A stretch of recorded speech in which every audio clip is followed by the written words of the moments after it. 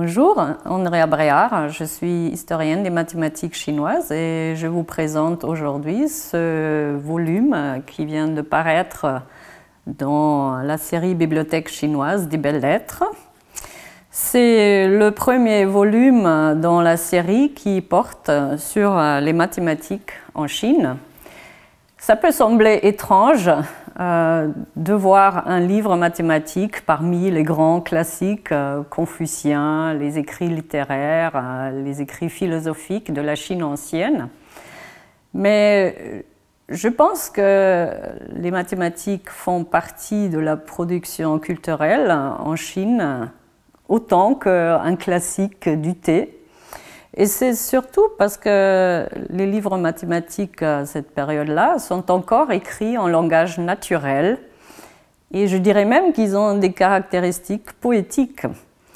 C'est donc tout à fait une partie importante de la culture chinoise et je suis particulièrement reconnaissante à Marc Kalinowski, un des éditeurs de la série, de m'avoir suggéré de contribuer à un premier volume mathématique à cette série de publications.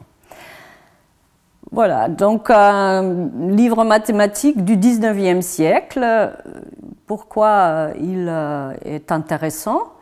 Je pense que c'est avant tout pour l'aspect d'interculturalité. On se trouve dans une période où la Chine est en contact intensifié avec l'Europe suite aux guerres d'opium au milieu du 19e siècle. Et les mathématiques jouent un rôle important dans la construction des savoirs scientifiques nécessaires à la gestion de l'État. Les mathématiques sont pas une chose nouvelle en Chine, il y a une longue tradition et donc il y a une rencontre de ces traditions qui font un mélange, un syncrétisme de culture avec des résultats tout à fait importants. Alors cet ouvrage de Li Shanlan est écrit par un personnage dont on sait beaucoup de choses grâce à des documents comme par exemple le journal de son meilleur ami quand il a vécu à Shanghai. Et on peut donc suivre le chemin de Li Shanlan, ses sorties nocturnes, ses discussions avec ses amis littéraires et scientifiques. On connaît même ses rêves qu'il raconte à son ami. Et donc on peut très bien comprendre ce personnage dans son milieu social et historique. Lui-même était traducteur de livres occidentaux de mathématiques, comme par exemple les éléments d'Euclide, mais aussi des ouvrages plus récents qui portent sur l'analyse, le calcul différentiel. Donc il connaissait très bien la tradition mathématique occidentale. Pourtant, il était aussi autodidacte en mathématiques chinoises et on voit très bien dans son œuvre ces deux approches aux mathématiques qui se lient et qui se construisent. Il était aussi un professeur de mathématiques, le premier professeur de mathématiques, on dit souvent, parce qu'il a vraiment gagné sa vie avec l'enseignement des mathématiques, ce qui n'était pas le cas pour d'autres personnes avant. Il enseignait dans une école de traducteurs à Pékin, où les élèves devaient aussi apprendre les mathématiques, et en particulier chez Li Shanlan, de deux manières. Ils devaient d'abord maîtriser l'algèbre traditionnelle qui a émergé en Chine à partir du XIe siècle, avec une manière de calculer avec des bâtons de calcul sur une surface à calcul. Mais ils devaient aussi maîtriser l'approche symbolique occidentale. Et on a encore les copies d'examen de ces enseignements de Li Shanlan, donc on comprend très bien son approche double à l'algèbre en mathématiques. Alors, dans l'ouvrage ici, on voit pas très clairement les éléments occidentaux. C'est plutôt dans la structure de l'ouvrage que Li Shanlan construit le savoir. on peut dire qu'il contient tout de la combinatoire que Li Shanlan présente ici, en commençant du plus simple, en allant vers le plus complexe de manière déductive. Donc c'est cette structure de construction de savoir qui est très atypique pour la tradition mathématique chinoise et dont Li Shanlan lui-même dit qu'il érige un nouveau drapeau à côté de la tradition canonique des 9 chapitres des Han. Alors, il commence par le plus simple. En Occident, c'est connu comme le triangle de Pascal, donc un triangle arithmétique avec des diagonales dans lesquelles on trouve des nombres. Et ces nombres, il les représente ensuite par des diagrammes.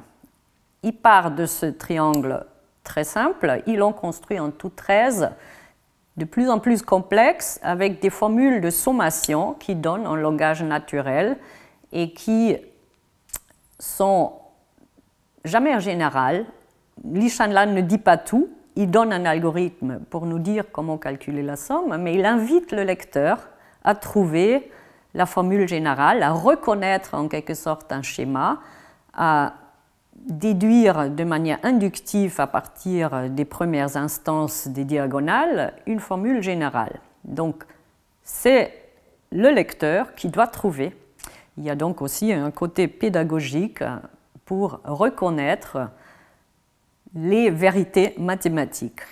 Il ne part pas d'un théorème qui déduit ensuite, mais l'argumentation, elle réside dans la structure et c'est le lecteur qui doit comprendre ensuite comment passer à la généralité. Alors, cette structure, je l'explique dans un annexe mathématique pour donner aussi au lecteur mathématique un certain accès à ce livre qui, on peut presque dire, est écrit dans un langage très stéréotypé. Ce n'est pas d'un grand récit littéraire que Li Shanlan donne, c'est une terminologie très technique qu'il utilise, mais très répétitive, avec un vocabulaire assez limité, qui est aussi expliqué dans un glossaire technique en annexe au livre. Et donc, cette annexe mathématique, ce commentaire mathématique que j'ai mis en annexe, permet aussi de comprendre comment ici on construit le savoir mathématique, comment on voit en quelque sorte les objets dans les diagrammes et dans la structure du livre, et comment peut-être, et c'est ça l'intérêt, je pense, le plus important pour les didacticiens des mathématiques, comment on peut reconnaître les structures dans les mathématiques qui mènent à la généralité. Alors, je pense que par ce que je viens de dire, il est clair que ce livre n'est pas important d'un point de vue des résultats. Les résultats en soi-même sont néanmoins entrés dans les manuels de combinatoire. Il y a une identité remarquable qui est nommée selon le nom de Li Shanlan, avec son nom de plume. C'est l'identité de Li Renshu qu'on trouve partout. Mais ce que vous trouvez dans ces manuels, c'est une formule moderne de sommation avec des coefficients binomiaux pris au carré, etc. Donc ça n'a rien à voir avec ce qu'on voit réellement dans le livre, c'est-à-dire des algorithmes écrits en langage naturel, des triangles arithmétiques, des diagrammes des objets mathématiques et des explications comment les cellules sont construites dans ces triangles. Donc, quand vous lisez cette traduction complète du livre de Li Shanlan, vous comprenez que la construction des savoirs et les modalités d'écriture des mathématiques ne correspondent en rien à cette formule que vous trouvez dans le manuel combinatoire moderne. Donc c'est le chemin de la connaissance qui mène vers une formule générale, mais comme j'ai déjà dit, elle n'est jamais donnée par Li Shanlan, c'est le lecteur qui doit la trouver. Donc c'est ce chemin qui mène vers une connaissance générale d'une formule de sommation qui m'intéresse et qui me fascine. Et je pense que c'est là le grand intérêt du livre de Li Shanlan, et ne pas une collection de formules qui se trouvent même pas dans le livre en tant que telles.